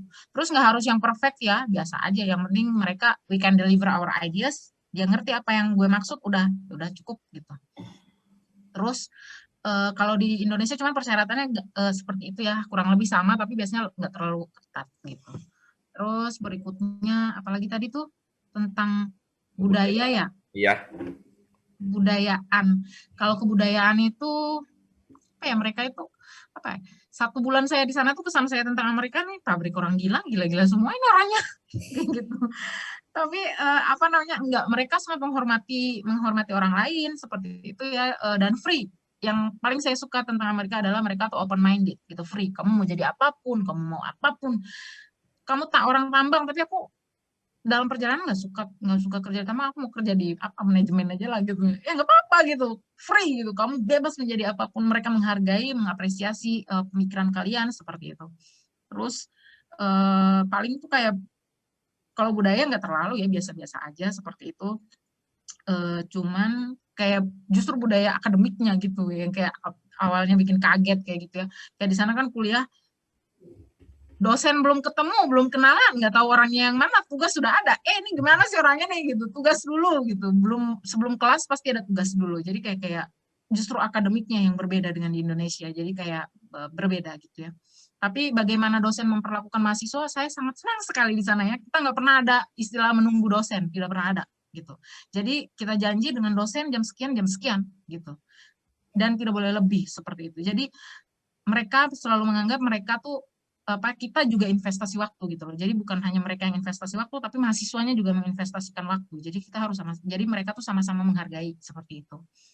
Terus apalagi ya, kalau macam keislaman enggak, di sana itu banyak karena Boston ya, kota besar gitu, kita punya Islamic Society-nya banyak di sana tuh. Saya tinggal tuh di daerah-daerah Islam juga, tapi daerah kulit hitam karena kita dekat ke Afrika yang muslimnya itu. Senang kalau saya pakai kerudung di jalan, kalau ketemu orang, hai assalamualaikum sister, gitu. Jadi senang, berasa di rumah aja, nggak ada yang ini. Mudah-mudahan itu ya tadi ya, kalau nggak ada yang ketinggalan jawabannya. Oke, siap. Rizky cukup ya? Pengen nanya, kalau itu agama tentang akidah kan di luar sana banyak yang barbar gitu. Oh iya, lupa. Takutnya nanti pindah kepercayaan atau gimana gitu. Oh iya ya, agama ketinggalan. Enggak, di sana itu tergantung kalian ya gitu. Lagian kalau nah itu dia, kalau buat undergrad, buat anak S1 dia masih punya banyak waktu ya, party-party apa segala macam gitu ya, sering. Tapi kalau S2 tuh nggak mungkin, udah nggak ada waktu. Saya aja ini 1 minggu, sehari aja tinggalkan tugas itu, saya ngejarnya udah susah gitu loh. Jadi nggak boleh off, gitu. Nggak boleh off 1 hari pun. Seperti itu. Oke. Jadi enggak ya, akidah itu jangan khawatir loh ya. Akidah itu kalau misalnya pakaian seksi-seksi ya wajar lah. Di sana kalau musim panas kan mahasiswanya pada berjemur pakai bikini di lapangan. Kalau kalian lihat itu di kampus saya tuh ada lapangan gede. Nah itu mereka berjemur di situ karena kan matahari mahal ya buat mereka seperti itu. Jadi terus kalau pakai baju juga tank top apa gitu ya. Memang kuliahnya juga seperti itu, masuknya juga gitu. Dosen juga ada yang pakai celana pendek. Ya memang udah budaya mereka gitu kan. Oke, cukup ya Rizky. Bu Pak, terima kasih banyak Pak. Dan selanjutnya mungkin Desi sendiri akan bertanya, Des. Silakan Des. Ya Pak, kamu nanya tadi kan di PPTKK ada section proses itu ada tahapan secara keseluruhannya. Nah itu kalau boleh tahu itu ditesnya sama pemerintah Indonesia atau orang dari luar negerinya atau dari kampusnya secara langsung Kak. Terima kasih. Paling Siap, silakan langsung aja. Ya, kalau yang seleksi beasiswa diseleksinya kan sama LPDP gitu ya. Kalau seleksi beasiswa, jadi pemberkasan itu kan online semuanya online. Itu LPDP, urusan orang LPDP. Terus nanti tahap berikutnya itu masih LPDP lagi sampai ke pengumuman itu LPDP murni, orang LPDP. Seperti itu. Pas interview itu kita diinterview 3-4 orang. Orang-orang yang diinterview itu juga itu sudah diinterview dulu loh. Mereka harus lolos seleksi untuk jadi interviewer seperti itu. Jadi nanti ada dosen, ada orang yang baik, ada orang psikologi yang ngetes nih. Nanti kalau kamu Desi di sana ketemu orang bule, nikah sama orang bule nggak pulang ke Indonesia lagi dong. Ya gimana jawabannya? Seperti itu misalnya. Terus banyak pertanyaan-pertanyaan psikologi yang memancing seperti itu ya. Terus nanti ada orang yang baiknya, interviewer yang baiknya, terus nanti ada interviewer yang antagonisnya, misalnya seperti itu.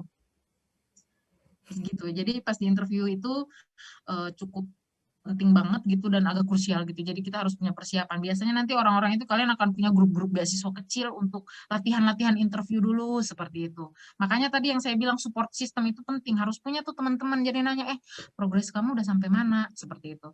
Terus nanti kalau yang untuk keluar negerinya, begitu kita udah dapatkan informasi kelulusan dari LPDP misalnya atau dari pemberi beasiswa, kita kan daftar ke luar negeri. Nah, daftarnya itu yang menentukan seleksi kelulusannya itu nanti admission board-nya. Jadi ada dewan yang untuk seleksi seperti itu. Kita masukin aja berkas online seperti itu, udah. Nanti lulus nggak? Lulus. Kalau mereka bilang saya butuh interview, nanti dia setting time. Oke, ini kamu akan diinterview jam segini. Nah, itu kalau udah di luar negeri ya pakai bahasa Inggris, seperti itu. Ada yang hanya verifikasi aja, ada yang cuma mau lihat aja, dia mau lihat nih, ini wujudnya Desi yang mana orangnya, kayak gitu doang. Ada juga yang agak ketat pertanyaannya, seperti itu. Seperti itu, Des. Oke, Des, cukup? Cukup, Pak. Terima kasih, Kak. Nah, mungkin dari mahasiswa ada yang mau menanyakan lagi? Silakan. Mungkin masih bingung ya, masih malu-malu. Kelihatan kan Teh yang udah punya tujuan gitu kan pertanyaannya. Mungkin bisa saya agak persempit gitu, saya akan sedikit bertanya juga. Mungkin masih bingung gitu. Keuntungannya antara nanti setelah lulus mau kerja atau mendingan S2 gitu. Ya kan? Nah, kenapa Teteh memilihkan untuk serius mengejar S2-nya Teh? Oke, dari sisi apapun, dari sisi finansial, dari sisi pendidikan, dari sisi nanti ke depannya kayak gimana Teh? Silakan Teh.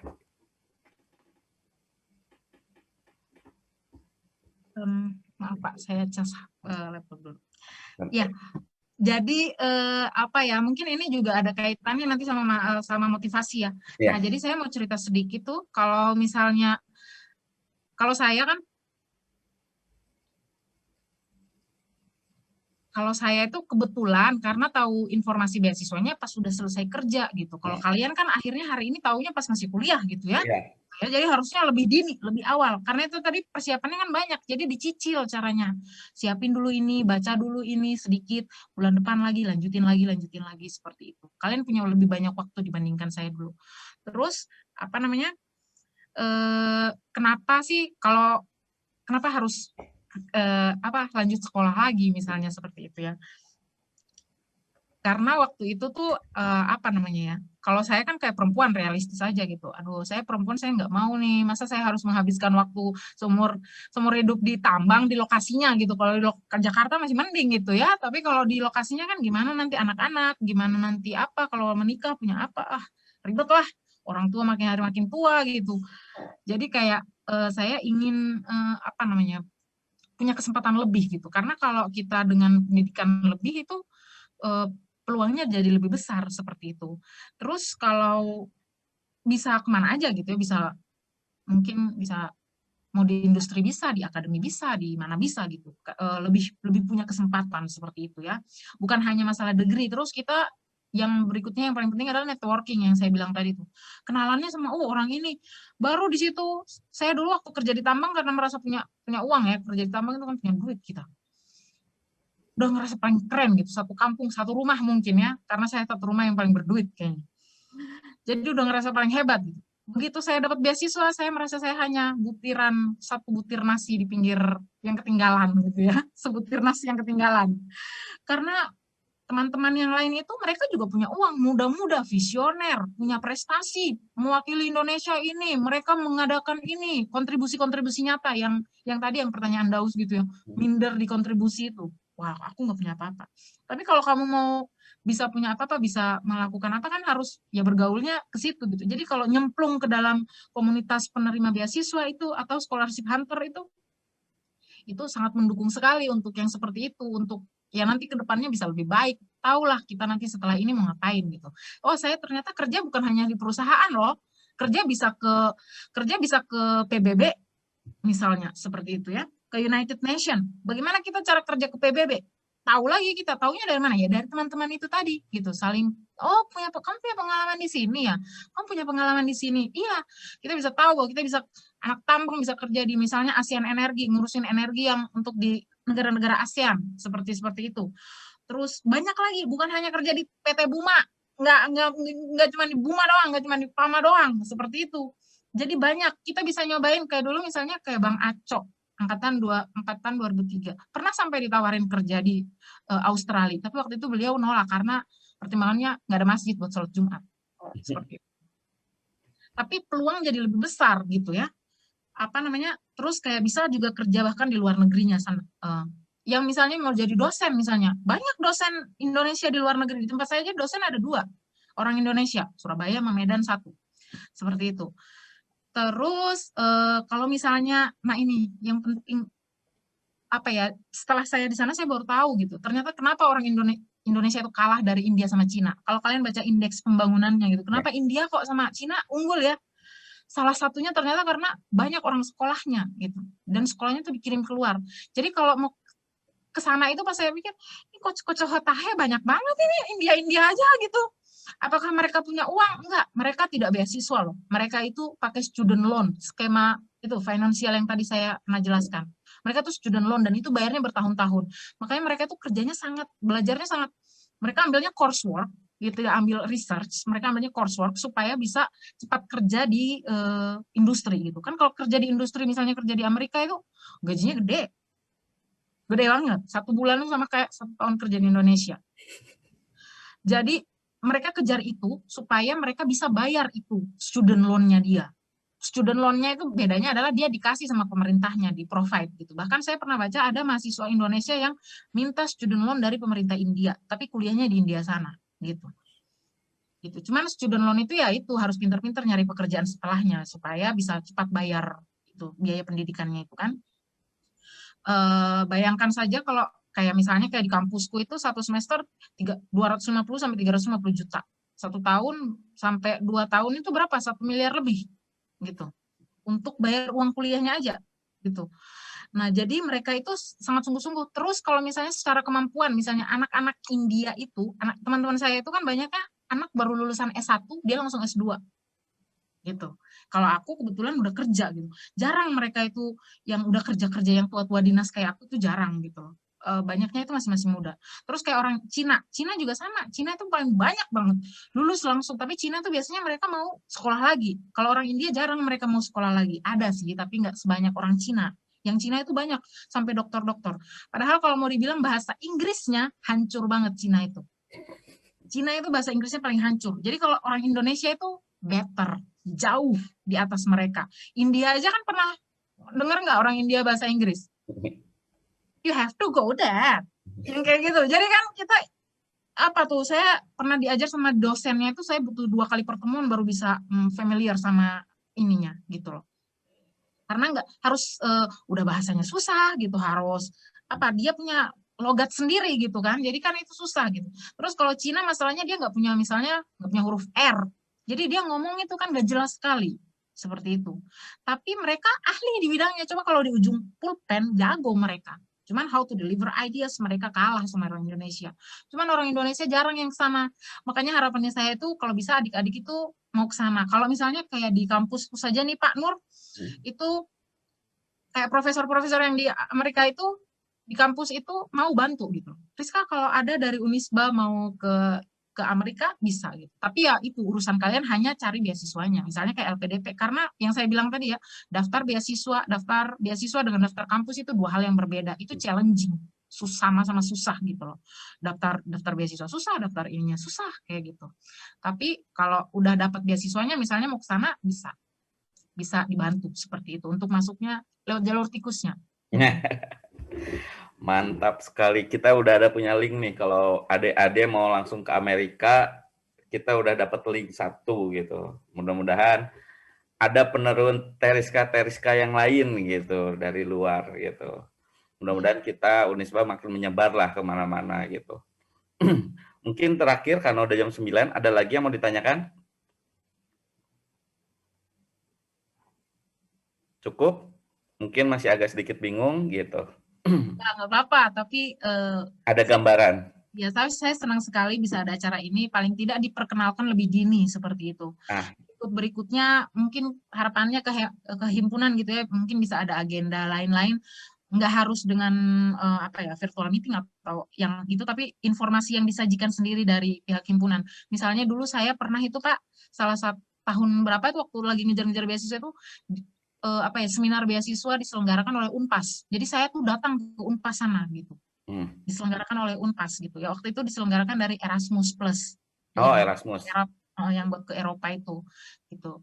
Mereka ngundang itu mungkin bisa dari himpunan juga seperti itu ya. Atau nggak hanya ke S2, mungkin kalau S2 mikirnya terlalu jauh begitu ya. Bisa juga itu juga nggak apa-apa, atau beasiswa-beasiswa lain gitu Pak. Seperti yang untuk sekarang aja beasiswa S1-nya ada apa aja gitu. Beasiswa BRI, beasiswa apa. Jadi kayak mahasiswa itu sudah terbiasa dengan perbeasiswaan seperti itu. Jadi gitu dengar beasiswa nggak kaget lagi. Gitu. Setuju. Masukan yang sangat bagus, saya juga baru kepikiran tentang itu. Kita banyak sekali beasiswa ternyata ya. Setuju. Dari Bandung aja udah banyak, dari Pemkot, Pemda biasanya suka ada gitu. Terus dari bank-bank banyak, kalau enggak yang yang udah MOU dengan tambang juga biasanya memberikan beasiswa gitu. Oke, mungkin karena waktunya udah jam 9 ya, karena waktunya sudah mepet, mungkin Teh Rizkanya juga mau kuliah lagi ya, mempersiapkan tugas. Nah, mungkin terakhir kali saya ingin menginformasikan, mungkin Teh Rizka bisa menginformasikan Instagram, karena kan mahasiswa biar bisa tahu kehidupan Teh Rizka di sana seperti apa, terus bertanya-tanya kehidupan Teh Rizka seperti apa, bisa Instagram, bisa WhatsApp, atau LinkedIn, atau Telegram gitu. Jadi mahasiswa bisa langsung kontak gitu, misalkan ada yang bertanya-tanya gitu. Silakan Teh Rizka. Iya Pak. Tapi mungkin nanti di-share aja gitu ya ke Iqbal mungkin atau ke Desi ya Pak ya informasinya ya. Iya, boleh. Nanti bisa kebetulan saya tuh sekarang lagi jarang aktif di Facebook sama Instagram. Instagram lagi mati temporary ini karena agak cukup jadi distraksi ya buat orang kuliah itu. Jadi saya aktifnya tuh di LinkedIn. Oh ya. Jadi kalau udah kerja tuh makanya setelah dari sini adik-adik semua harus punya LinkedIn dan fotonya jangan yang alay-alay gitu. Statusnya jangan yang alay-alay karena itu buat membangun profil profesional kalian seperti itu ya. Seperti itu. Nanti mungkin bisa di-share ya sama lain-lain lagi misalnya seperti contoh-contoh dokumen atau bagaimana korespondensi kita dulu waktu itu gitu atau mungkin yang lain-lainnya. Bisa nanti saya share sama Iqbal paling bisa nanti diteruskan lagi seperti itu ya. Oke. Ya. Siap. Tapi bisa kok bisa nanya-nanya ya. Saya seneng banget malah itu kewajiban saya ya. Harusnya harus ada lagi setelah ini gitu. Karena harus ada lagi. Harus ada lagi, Pak. Saya setuju untuk HMTP mungkin ada saya minta PR lagi satu, mungkin ada sesi-sesi yang lain, ini kan baru perkenalan gitu kan. Mungkin ada yang lain untuk kita memperluas wawasan gitu tentang ke luar negeri. Karena biar nggak Unisba tuh S2-nya ITB lagi. Karena ketika saya masuk ini ke Unisba ini, potensinya sangat luar biasa teh. Wah, luar biasa adik-adik kelas ini. Cuman ternyata lingkupnya masih sekitar Bandung dan Indonesia gitu. Kita nggak bisa go internasional. Nah, saya harapkan kita go internasional sesuai dengan visi misi dari Unisba sendiri gitu. Visi dari Unisba kan rencananya kita akan go internasional 2025 gitu. Nah, kalau udah semuanya karena untuk melaksanakan itu kita tidak bisa sendiri, harus bisa dibangun oleh rame-rame, oleh dari alumni, dari dosen dan mahasiswa. Karena itu 3 komponen penting dari kita semua gitu. Oke, mungkin untuk materi atau webinar mining sharing class kali ini bisa diakhiri. Mungkin saya mengucapkan terima kasih kepada Teriska telah berbagi ilmunya, telah berbagi pengalamannya, dan mungkin ini jadi awal kesibukan, nanti bakal banyak orang yang bakal bertanya ya Teh ya. Nggak apa-apa ya buat bersama. Nggak apa-apa, saya senang sekali. Saya sering bantu yang lain kok, kapan saya bantu adik saya sendiri. Gitu. Itu dia. Tuh, lihat. Udah didengarkan oleh tetehnya. Makanya mungkin ini akan jadi awal dari Teh Rizka. Oke, apabila dari moderator ada salah-salah kata, saya mohon maaf yang sebesar-besarnya. Akhir kalam, Assalamualaikum warahmatullahi wabarakatuh. Saya kembalikan lagi kepada MC. Waalaikumsalam warahmatullahi wabarakatuh. Sebelum ditutup, mungkin ada sedikit informasi untuk sertifikat partisipan nanti akan dikirim melalui email partisipan masing-masing. Oke, terima kasih banyak Kak Rizka atas waktu dan ilmu yang telah diberikan. Mungkin ini adalah ilmu yang sangat luar biasa yang kadang-kadang kita sebagai mahasiswa tuh nggak tahu tentang beasiswa-beasiswa seperti ini, dan mungkin kayak dengan cara dekat sama dosen pun kadang ada yang nggak dapat dengan beasiswa-beasiswa seperti ini. Semoga ilmunya dapat bermanfaat untuk kita semua. Amin. Amin. Terus terima kasih juga kepada Panul selaku moderator sudah meluangkan waktu pada malam ini. Terima kasih juga kepada teman-teman, abang-abang, para partisipan yang udah hadir pada hari ini. Mungkin cukup sekian dari MSC 18, kurang dan lebihnya mohon maaf. Wabillahi taufiq wal hidayah. Wassalamualaikum warahmatullahi wabarakatuh.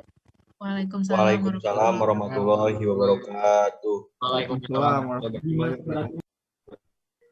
Izin pamit ya, udah Terima selesai kasih, kan? Kak. Ya. Terima kasih, Pak. Izin pamit Ya. ya. Terima kasih Pak. Terima kasih semuanya. Terima kasih, Pak. Nanti itunya di Iqbal aja ya. Ya. Iya Kak. Ya. Selamat malam. Salam Kak, semangat Kak.